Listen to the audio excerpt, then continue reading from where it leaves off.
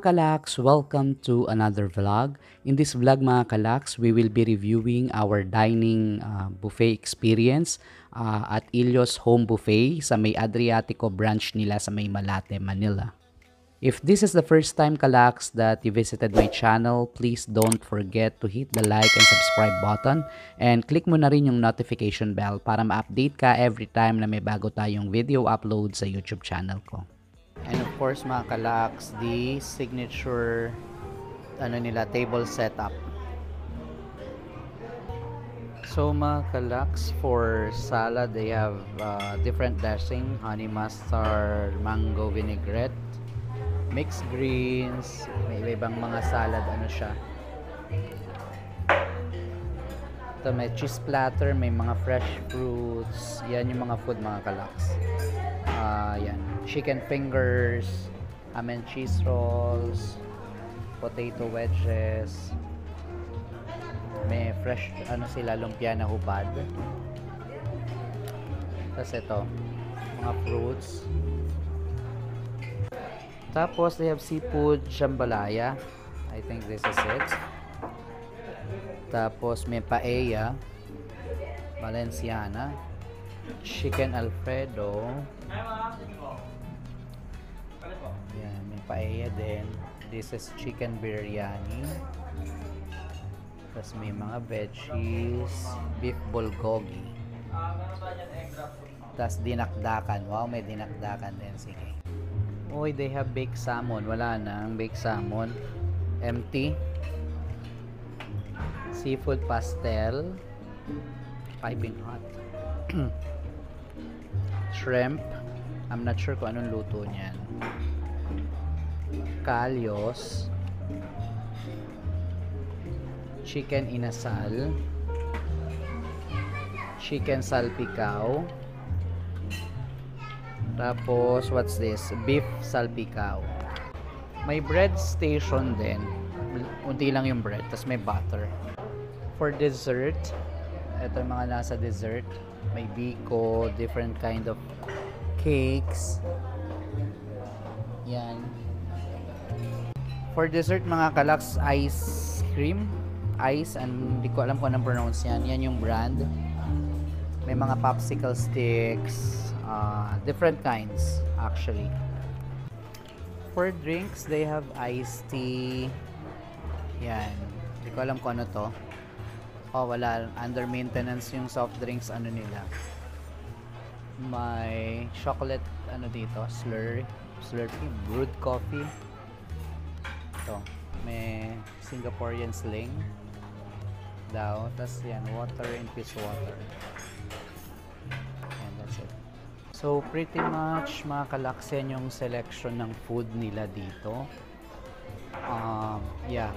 Yung buffet slot na kinuha namin, it's 1:30 until 4 PM yata. This is our first plate mga kalaks. I got pork binagoongan. Yung favorite nating kare-kare. Oo nga. Tapos mga meat from the carving station. I got baby back ribs. Tapos may lechong kawali. Tapos roast beef. Tapos kuha tayo ng hipon. Tapos baked salmon. Tapos penne. Then truffle pasta. Tapos ito. Kuha ko ng Singaporean sling. Tapos root beer. So sana masarap siya.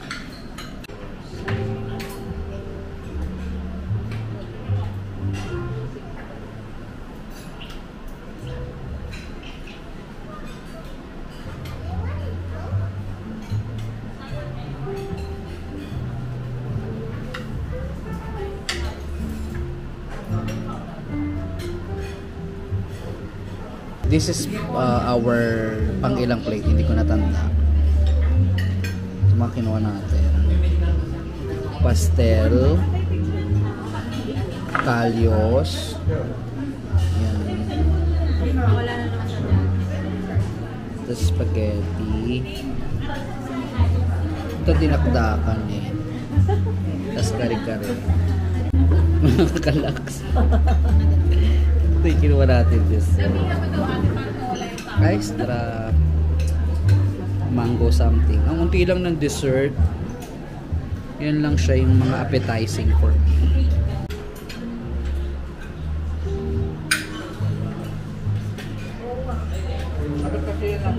Milo ka. Masarap naman.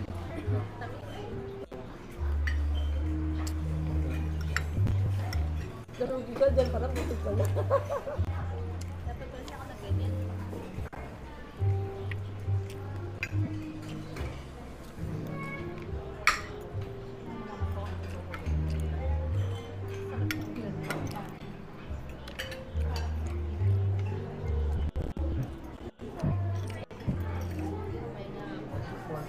Kasi iba na yung pakiramdam ko. Parang kala niya na high blood siya kasi ang dami carne na kinain. Wala na, alcoholic pala tong Singapore kinemerut. Seryoso, alcoholic drink pala. Wala nga, o anong comment mo sa sa Puto Bongbong? Ayusin mo.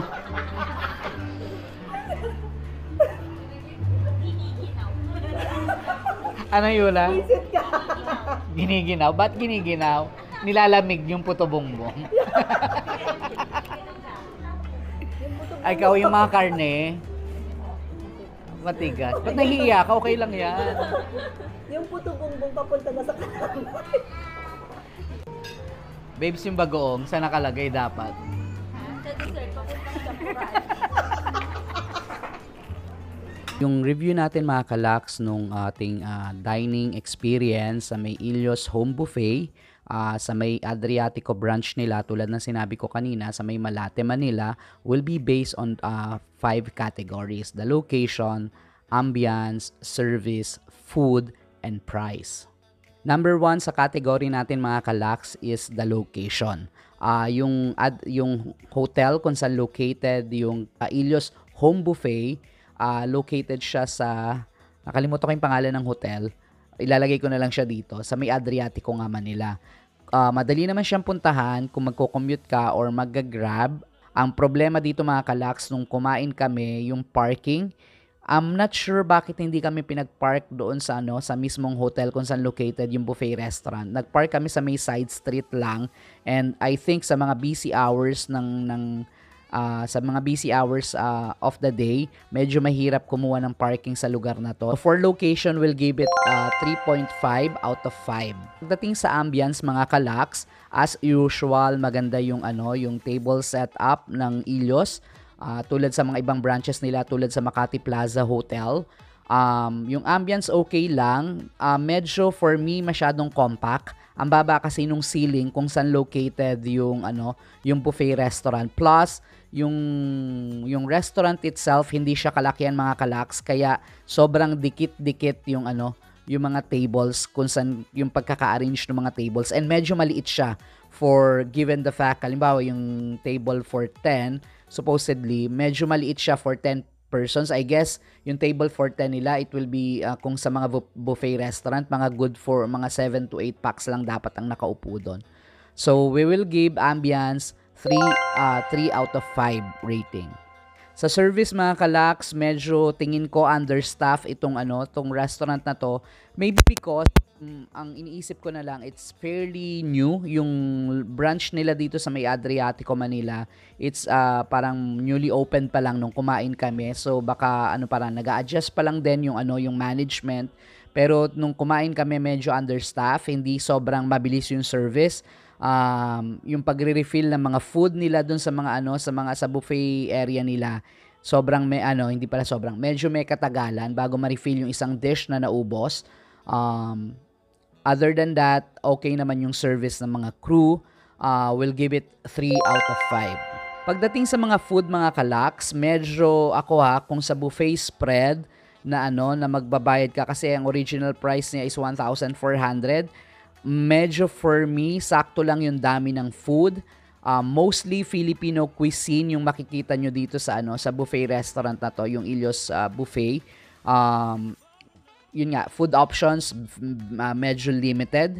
Yung lasa naman ng food mga kalaks, okay naman siya. Mga nag-stand out sa amin, sa group namin nung kumain kami are the kare-kare, especially yung baked salmon nila, tsaka yung truffle pasta.